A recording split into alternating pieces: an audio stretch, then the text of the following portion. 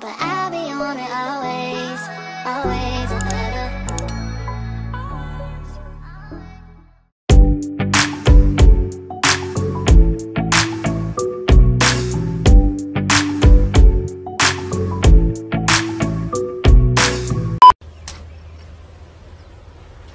Wait a minute! Who are you? Hello, good afternoon. Hi, good afternoon. Good afternoon. Good evening, good morning, kung saan man kayo nanonood ngayon, okay? So, welcome back to Fridays with Ann dito sa ating FB page, Anya Magishi. Yun.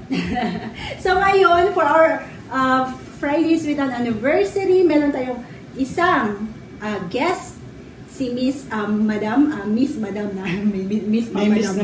pa. Oo, Madam Div. Pinakilala ko sa inyo dati, siya yung aking pinaka-una na employer dito sa Japan.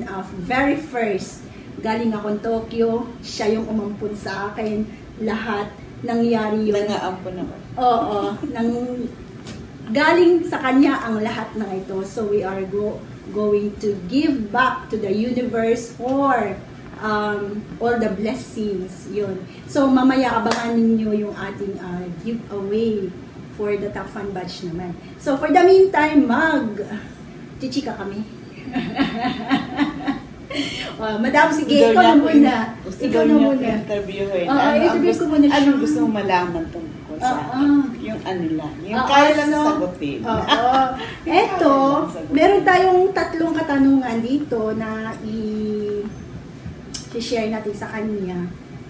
Yun, tatlo. So, isa dito is, ano ang pinakamagandang nangyayari sa'yo? Diba? Sa Japan. So, ang pinakamagandang nangyari dito sa akin sa Japan, siyempre una, nangyari ito dahil ginabayan ako ng ating Panginoong may kapal, So, hindi ito mangyayari kung hindi niya ipinagkaloob sa akin, Unang-una, siyempre, malaking salamat talaga na nakatungtong ako sa Japan. Nakita ko ang rail na papunta ng Japan. Pagdating dito sa Japan, pinakamagandang nangyari sa akin yung ang mga naka-encounter kong tao ay mabubuti. At totoong mga may malasakit dahil mag-isa lang ako dito dumating ng Japan, wala akong kamag-anak. Same kami, wala. Wala akong kakilala. So, anong naging puhunan ko? Ay, pakikisama. Pakikiramdam sa paligid kung ano ang galaw.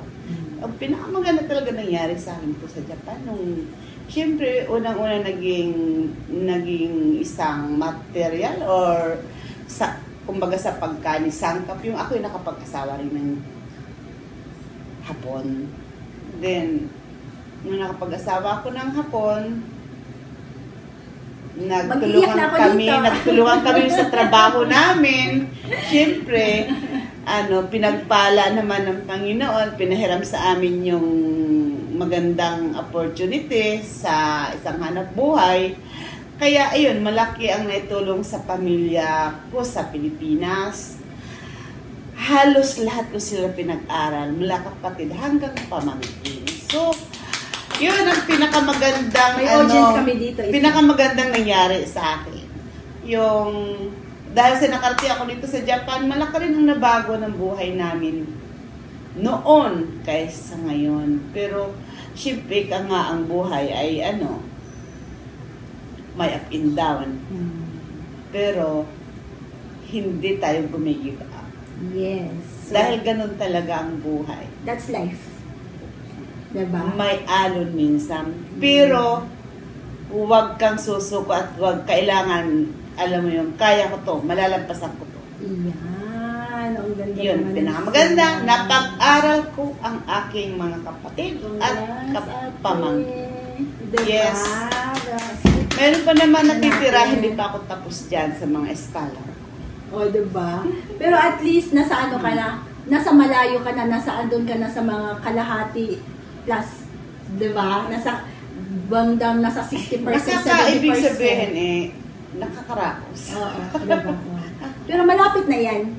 Yeah, di ba? Malapit na yan. So, ngayon, pangalawa. So, ito naman, para sa mga bago na nagpupunta dito, na mga nakikipagsapalaran. So, advice doon sa mga bagong dumating at nakikipagsapalaran sa Japan. Ang advice ko sa mga bagong dating dito sa Japan, totally talaga ko hindi lang po dito sa Japan, no. Kahit sa ibang lugar, basta napunta ka sa isang lugar na hindi ka taga ron or doon halimbawa magtatrabaho ka doon. Siyempre unang-una, pagtungtong mo na. Unang-una, kasi yung experience ko nung bago ako, nung ako'y bago, no, experience. Dapat talaga yung ipakita mo makiramdam ko muna, ika nga. Kung ano ba, kasi unang-una, hindi mo kilala yung mga kaharap mo. Mga nasa paligid mo, wala kang kakilala. So, magmasid. Bago umaksyon. Makiramdam ka kung ano ang hangin na nandiyan dyan, kung dapat mo ba langhapin, o wag mo lahat langhapin, yun na nandiyan na hangin. So, kasi minsan, pag tayo nasa isang environment na depende kung sino yung kaharap mo, dapat wag tayo papadala lalo na pag hindi maganda. Pero kung maganda naman yung niya, ayun, dikitan mo na. So, kikilalanin mo. Kailangan plus, alam mo pag itong nandito ako sa lugar na to, nandito ako sa mga kaibigan kong to, alam ko magpla-plus ako. Alam ko may matututunan ako. Kasi lalo na ako, hindi ako nakapag-aral ng mataas. Wala akong pinag-aralan, wala akong natapos. So, gusto ko kasi yung may natututunan, nadadagdagan, na-educate ko yung sarili ko. Yung growth ng sarili. Kaya, isa din yan naging ko sa sarili ko nga, na kahit hindi ako nakapag-aral ng mataas, ng grado, no? At least, kahit pa malaki yung naitulong ko sa sarili ko. Pakikisama, pakikipagkaibigan. Ang dami mo ding natutunan. Ang dami kong natutunan. Oo, yun eh. Ang dami kong natutunan sa mga kaibigan ko. At saka, wag kang magpanggap na marunong ka. Mas maganda magpanggap na wala kang alam. Wag kang magpanggap na marunong ka. Wag kang magpanggap na magaling ka. Pagmasdan mo muna. Tsaka, doon mo i-share yung alam mo. Kung walang gumagawa nun. Or, mayroon ibinigay siyang idea sa'yo, wag mong patungan o yung idea niya yun, mayroon din akong ganito. Ito, ano sa tingin mo? Yung, hindi mo ba siya babarahin? So, parang exchange of ideas kayo. Hindi yung idea mo lang, hindi yung idea niya lang. So, dapat fair share ng inyo. I-share mo lang din yung sa'yo. Hindi mo ipopost. I-share mo lang. Ipapaalam mo lang. Yes. Yan ang naano ko. Dahil, tsaka, kahit paano naging, naman sa akin mga kaibigan ko, marami naman ako naging kaibigan ng mga totoo talaga. Ayun, kaibigan kasi talagang naging puhunan ko. Sa madaling salita. Alam nyo, guys. In short, kaibigan ang naging puhunan ko sa buhay ko, kaya ako narating itong buhay ko dito. Kaibigan. Alam nyo, first impression ko kay ate nung dumating ako dito, napaka-simple. As in, hindi mo talaga siya. Kaya sabi ko, ang galing naman ng na to. Tapos, ang lit-lit niya. Small, pero small but terrible yan. Pero nung time na yun talaga, siya yung andun. Siya yung nagbigay sa akin ng 2 lapad pang start dito sa Milliken. Kaya yun, ayoko umiyak. Okay. Kaya yun. Kaya thank you, ate! At least hanggang ngayon, magkaibigan pa rin tayo, ayun, diba? Dito pa rin ako sa kanya, bumalik pa rin ako sa kanya. Pagiging magkaibigan kasi, hindi yan yung lagi kayo nagkikita eh. Hindi yung ang dami namin nakadaanan din diba? ito. Kasi ang ganda na akong magdala ng kaibigan eh. Once naging kaibigan ko yan na tinulong ko, talagang mamahalin ko yan kahit bihira kayo magkita. No? Ang importante doon, hindi kayo nag-iiwanan. Kahit bihira kayo magkita, once na kinailangan ka, nandyan ka. So. Diba? Tama. ganyan siya. Mm. Ganyan siya guys, kaya mahal naman siya ng mga ng mga tao niya. Marami siyang tao na nagsilipatan pero bumabalik sa kanya. Ganun kasi hindi mo Ganun naman siya, kaya ganun hindi ang mo siya, buhay. hindi mo siya, Gumugulong lang ang buhay. Gumugulong. oo, kaya yun, isa sa mga tinitingala ko dito sa Wow, days tinitingala namin. talaga. Siyempre! Eh, mas matangkad ka sa akin. Oo, siya yung nagsimula talaga before talaga kasi wala pa akong alam dito. Yung alam ko lang yung prinsesa life ko doon sa Tokyo. Hindi ko alam kung paano yung life dito, ano yung salita dito. Sila yung mga yung nagturo sa akin. Kaya talagang napaka as in grabe yung gratefulness na ano ko dito sa Matsusaka. Second, ko na tong Matsusaka kasi first city ko is Tokyo talaga. Yun. So ito, number 3. Ano ang sekreto ng successful marriage naman tayo? Marriage, ate. Sa akin, aking pagiging isang May bahay. may bahay sa Japan. Siyempre, lalo na magkaibang kultura namin. Oo. Diba? Tama. At pangalawa, malayong agwat namin sa edad kasi may edad sa akin. Ano lang, siyempre yun, kaya puhunan ko talaga yung nakikiramdam kung ano siya sa akin. Oh. Kung ano siya sa akin, ano ako sa kanya. Paano niya ako dadalhin, paano ko siya dadalhin. Yung mutual. Yun ang ganon. Oo. So, wag mong ipakita na masyado kang magpapaka-perfect, mag-aalaga. Wag mong i-ano yun. Kasi baka hanap pag yung akin lang, kung anong ginagawa niya sa akin, susuklian ko lang yun. Susuklian. Tapos hindi ako kunyari, kung ano ako. Yun. Yun yung makikita niya. Yun ang makikita niya.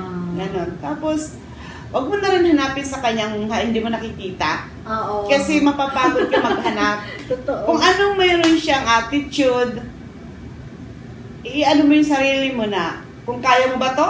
Kaya mo siyang sundan? Kaya mo ba siyang intindihin? Kung hindi, umalis ka na dyan sa kinalalagyan mo. Pero kung isipin mo na, carry ko to. Kaya ko to. Kaya ko tong patinuin o kaya ko tong ignorin. Ganun ba? So, marunong kang bumalanse. Marunong ako balanse. At hindi ako naghahanap ng papatinuin mo o bakit Tanggap yung mo ibang siya. asawa Tanggap ganito, mo siya. bakit yung isa ba? Hindi ko hinahanap sa kanya yung wala sa kanya. Tama. Salamat yung anong ginagawa niya ngayon. Oo. Yun. Diba? Ang ganda. Ganon yan, guys. I-enjoy kung anong mayroon siya. Kung mai-stress ka man sa kanya, sanayin mo sa sarili mo. Hindi ka na maiinis doon. Ayun, very good. I-enjoy mo kung anong mayroon siya. Ayun. So, yun sa mga lalo yung mga mixed marriage dyan, yung mga hindi lang sa Japanese or Filipino or sa iba pang mga lahi. Alam naman natin na marami Kahit tayong naman mga... sa Pilipino, kahit sa kapag Pilipino. Hindi yan porque, Tama. foreigner yung asawa mo. Kahit sa Oo. ating kapag Pilipino. Diba? Kasi minsan maraming hinahanap yung kabila. Na samantalang siya rin naman, maraming pagkukulang. Gusto niya, lagi siya lang ilalamig. Maraming ganun. Kaya kahit saan. Bigayan, intindihan. Oo, bigayan, give and take. Siyempre. Kahit kahit Huwag sakalin. Kailangan may konting freedom. Oo, kailangan yung mga me time na yan. Di ba kailangan may me time ka? Lagyan mo rin din siya ng time niya. Kaya, go out with your friends. No? Yes. Get out with your Ayun ang friends. buhay ko talaga. Hindi ako nakulong sa asawa ko. Very good. Alam mo naman yun. Oo nga, si Di ba? Sacho. Si Sacho. Yun. Kung saan kong gusto, gumora. Pero alam mo naman kung sino lang mga kasama ko, di ba? Oo. Halos lahat. Ay, mga nasa Pilipinas. Ang ganda naman ng mga Yan share ang ni aking Madam. married life. At saka sa lukuyan. Ayun. So, yun, makinig tayo guys. Tapos sa ating mga may Huwag asawa hanapin dyan. masyado sa asawa ang wala sa kanya. Kasi Anong mayroon siya, problema. i-enjoy natin. I-enjoy yun na lang. Yung iba, May stress ka. Totoo, no? Kung hindi mo talaga kaya, di lumabas ka. Mag-ano lang, take a break, take a KitKat. Take a KitKat. Take a break kung hindi kaya, Ating halimbawa. itsura, alam nyo ba? Galing kami ng mulot ng basura. Oo, galing kami, Tingnan mo yung itsura ko. Operation cleaning. Yun. Tapos bigla niya ako interviewin ng aking beauty. Sabi ko, sandali. Insult ko kanina, nakapang ano. Ako, ito na yun kanina, ito na yun, nakikita mo na. Ay, kaya, Ambush interview kami. Ayun, thank you ate. Thank you. Nga. Bantot Ayun. natin. Oo, kahit na mabantot kami. So guys, Yun, for our 3rd anniversary, thank you so much for all yung mga supporters natin na nag-share, nagla-like, nag-engage sa atin. So, makikita nyo pa, marami pa sila, hindi pa lang po si Madam yung magiging guest natin. So, the past few years, meron naman tayong mga guest na inaano dito. So, naglaylo lang tayo this year. So, pag may time, talagang gagawa tayo ng mga ganito. Fridays with Anya. Thank you so much. Bye-bye, ate! But I'll be on it always.